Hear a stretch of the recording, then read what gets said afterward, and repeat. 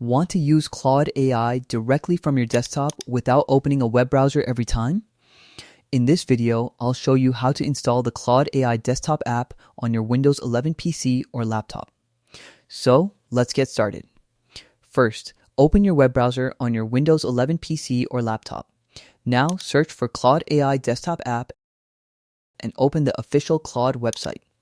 Once you're on the website, look for the Download for Windows button and click on it. The Claude Desktop app installer will now start downloading to your computer. Once the download is complete, open your Downloads folder and double-click the installer file. If Windows asks for permission, click Yes to continue.